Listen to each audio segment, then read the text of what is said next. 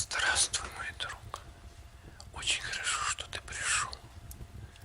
Проходи сюда, одевай наушники, расслабься и слушай. Сегодня мы читаем рассказ Говарда Филлипса Лавкрафта «Ужас Данвича».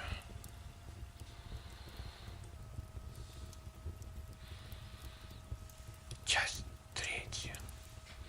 Тем временем старик Уэтли продолжал покупать скот, хотя нельзя было сказать, чтобы стадо его заметно увеличивалось от этого. Он напилил брусы и досок, принялся за ремонт незаселенной части заднего крыла дома.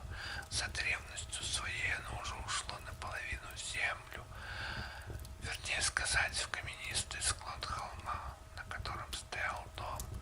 Под островерхними крышами заброшенной части здания скрывалось несколько просторных помещений, но непонятно было, для чего они вдруг понадобились старику, когда до сих пор ему и его дочери вполне хватало для проживания 3 наименее обветшалых комнат первого этажа.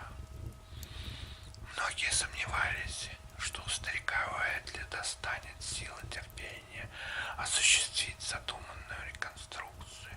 Однако эти опасения оказались напрасными. Несмотря на полоумное бормотание, то и дело исходившее от старика во время его трудов, качество его плотницкой работы было выше всяких похвал.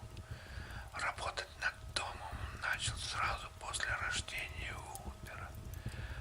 Окружающие заметили это, обратив как-то раз внимание на сарай с инструментами, который за считанные дни был приведен в полный порядок, обит дранкой и заперт на огромный, специально купленный для этой цели замок. Заброшенный верхний этаж дома старик отделал с таким тщанием, что там, как говорится, комар по носу не подточил. Пожалуй, единственным проявлением его слабоумия явилось то, что он намеренно закладил все окна реконструированной части здания, хотя злые языки утверждали, что его затея с восстановлением этого дома уже сама по себе есть чистой воды сумасшествие. Правда, против одной из комнат нижнего этажа, которую старый Уэтли оборудовал специально для своего новорожденного внука, никто не посмел возразить.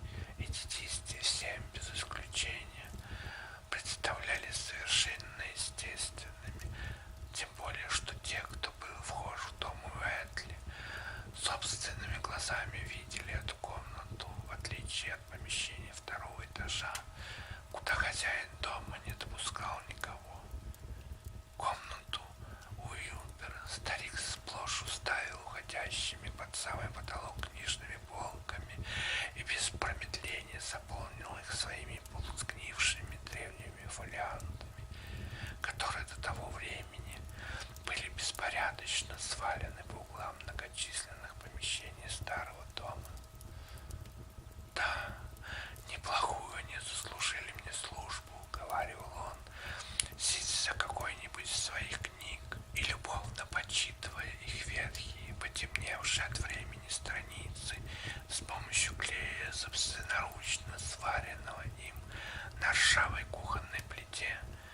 Но этот парень извлечет из них куда больше толку. Уж будьте уверены, он-то вычитает оттуда все,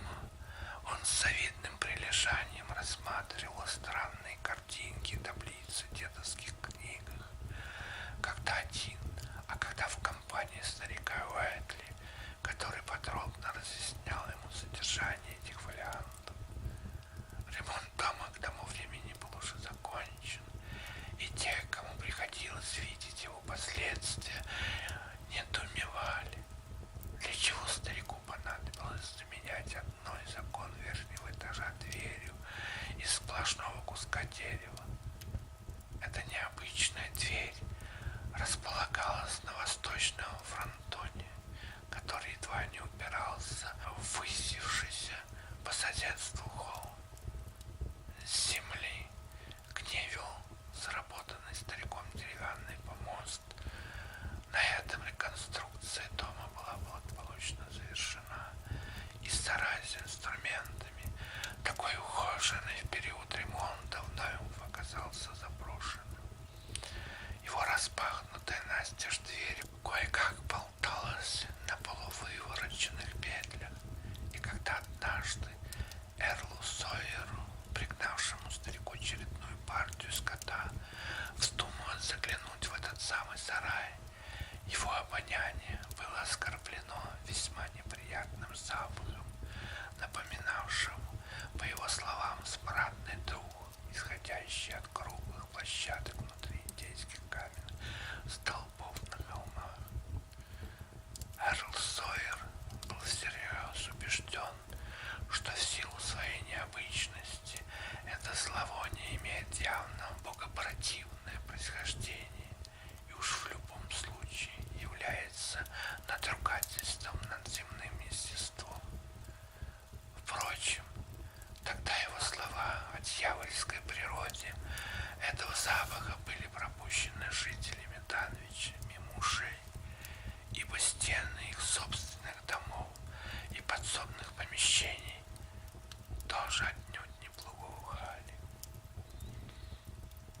Последние месяцы не ознаменовались ничем примечательным, если не считать того, что таинственные шумы холмов с каждым днем становились все громче и отчетливее. В 1915 году, в канун 1 мая, в Данвиче ощущались такие сильные подземные толчки, что они дошли даже до Элсбери, а в канун Дня всех святых раздававшиеся в недрах земных раскаты чудовищного грома яственно совпадали со вспышками пламени на вершине часового холма. И фраза «проклятые Уэйтли, это их рук дело» была тогда на устах у каждого данвичца. Уилбер тем временем продолжал сверхъестественно быстро расти и набирать вес. В 3-летнем возрасте он уже выглядел как 10-летний ребенок. Почти все свободное от сна время он проводил за чтением дедовских книг и сделался странно молчалив. Именно тогда люди всерьез заговорили о демоническом блеске глаз на его уродливом и совершенно не детском лице. Иногда он что-то бормотал на непонятном жаргоне или напевал причудливой мелодии. Эти звуки наполняли тех, кому случайно доводилось их слышать,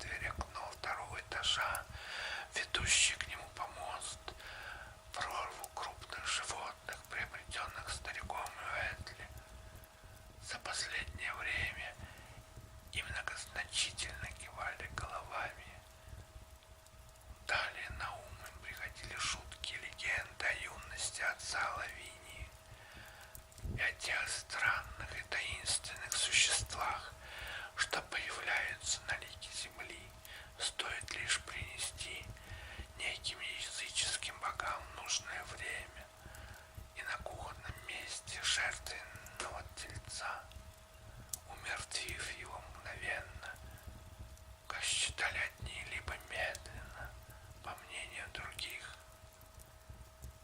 Некоторое время спустя люди стали замечать, что поселковые собаки прониклись к стоящему на отшибу дому Уэтли такой же яростной нелюбовью, какой они до того удостаивали лишь самого Уилбера. Отголоски мировой войны дошли до этих мест в 1917 году, когда сквайр Сойер Уэтли, выполняя обязанности председателя местной призывной комиссии, отчаялся отыскать в Данвиче необходимое количество молодых людей призывного возраста. Правительственные чиновники, озабоченные столь явными признаками вырождения целого региона, направили туда нескольких военных и медицинских экспертов. Те прибыли на место и провели тщательные исследования, с результатами которого можно ознакомиться сейчас, пролистав подшивку любой из новоанглийских газет с антикотой. За появлением этого отчета последовал наплыв репортеров в Данвич, и уж они-то постарались на славу, расписывая на все лады нравы здешней публики. Особенно отличились Бостон Глоб и Аркхем Эдвертайзер, сообщавшие о странностях роста молодого Уилбера, познаниях старика Уэтли в области черной магии, полках с таинственными книгами наглухо изолированном верхнем этаже древнего дома на холме и о загадочных подземных шумах, что держали страхи обитателей этого захолустья. Уилберу было тогда 4,5 года. Выглядел он на все 15, и на щеках и верхней губе стал уже пробиваться темный пушок, и начал ломаться голос. Эрл Сойер сопровождал репортеров и фотографов, когда те посещали дом старика Уэтли, и в продолжении этих визитов постарался обратить их внимание на более чем необычный смрад, доносившийся из верхнего помещения. Ничего определенного по поводу этого запаха Сойер сказать не мог, но в одном не сомневался. Зловоние, испускаемое сверху, было идентично мерзкому запаху, который несколькими годами раньше ему довелось учуять в распахнутом настежь сарае, где старик Уэтли хранил свои инструменты. И в то же время оно ничем не отличалось от того мертвенного духа, что исходило от каменных столбов, венчавших окрестные холмы. Данвичцы читали газетные репортажи с презрительными ухмылками на лицах,